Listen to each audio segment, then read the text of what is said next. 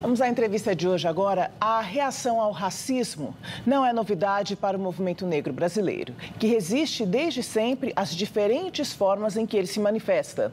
Uma delas é na ação policial. Pois é, sobre isso eu conversei hoje com Cida Bento, doutora em Psicologia Social e diretora do Centro de Estudos das Relações de Trabalho e Desigualdades. Ela também me explicou como os brancos podem se engajar no esforço para superar as desigualdades. Professora doutora Maria Aparecida Silva Bento, seja muito bem-vinda ao Jornal da Tarde, obrigado por conversar com a gente. Começo lhe perguntando o seguinte, professora, do ponto de vista das relações de segurança pública, qual é a diferença do racismo que nós temos nos Estados Unidos e que fez toda esta mobilização e do que existe aqui no Brasil?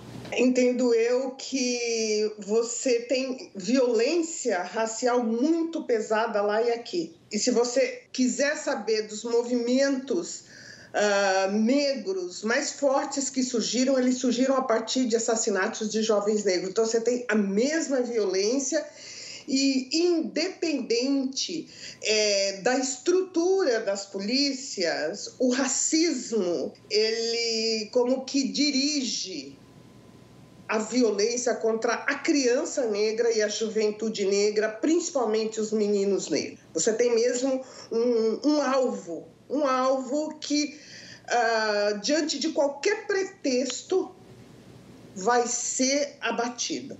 Do ponto de vista da segurança pública, que tipo de ações ou mudanças são necessárias para que, enfim, tudo isso que a gente já falou agora não se repita? Eu entendo que, primeiro, a polícia tem que compreender o cenário que a gente vive e tem que compreender que tem uma ação racista aí. Porque tem toda aquela justificativa de que bandido bom é bandido morto e é só aquele que está na favela, quando a gente vê que o bandido está espalhado, inclusive em lugares de elite. Então, como é que você começa a discutir o racismo da polícia e ajudá-la a avançar nisso?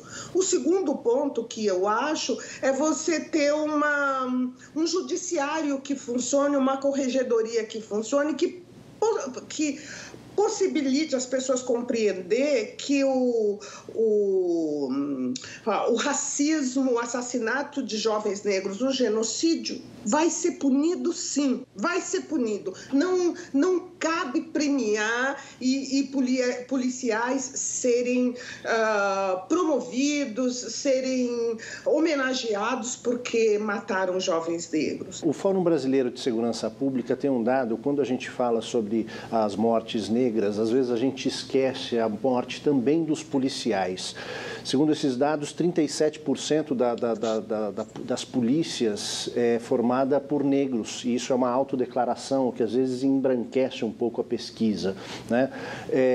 Só que quando se leva em consideração a morte de policiais em serviço, os negros são 51% das vítimas, portanto os negros fardados morrem mais do que os brancos. Então, isso expõe a forma como os negros estão vitimizados no sentido de serem alvo, né, desta violência estrutural, inclusive dentro da corporação, né? Sim. E eu tenho muita preocupação com este dado, porque ele também explicita que tem um conflito que não para de crescer. Não para de morrer jovens negros na periferia, não para de morrer policiais. Então, tem alguma coisa muito errada na estrutura das relações da polícia com a sociedade, né? Esse crescente armamento que me preocupa muito da população, nessa liberação da utilização de armas, porque vai levando para um cenário onde se faz a justiça com as próprias mãos, né? Então, eu tenho uma preocupação muito grande hoje de olhar o aumento de mortes de policiais, porque ela é um dado, são famílias também que estão perdendo os seus maridos, mulheres, enfim, os seus cônjuges, os pais. Mas, acima de tudo, você tem uma sociedade que está explicitando que a violência não para de crescer. Aqui no Brasil, a gente tem essa situação de uma morte de um jovem negro a cada 23 minutos. Exatamente. O movimento negro, as instâncias de direitos humanos, cientistas sociais, cientistas políticos, pesquisadores, vêm há muito tempo dizendo que isso pode ser classificado como um genocídio da população negra, uma palavra que parece um pouco forte para quem não vive essa realidade. Por que que aqui não há o espanto? O que nos falta para reagirmos a essa situação? Não é que não há o espanto, é que ele não é visibilizado. A presença do movimento negro é tão grande no país inteiro e ela é muito forte mesmo, mas você raramente tem a chance que a gente começa a ver atualmente de negros poderem ir dizer em programas jornalísticos, trazer os dados da situação que a gente vive. A gente tem mobilização o tempo inteiro. E eu, para te dizer a verdade, tudo que eu vejo no país hoje, que cresce a presença negra hoje em diferentes instituições, nas universidades, enfim, na própria mídia começa a ampliar, tem a ver com a pressão que o movimento negro faz há muito tempo. Então, às vezes alguém me pergunta, será que o problema não é do movimento negro brasileiro, porque o movimento negro dos Estados Unidos é muito mais potente? Eu digo, até pode ser, mas pode ser do branco brasileiro mais racista ou mais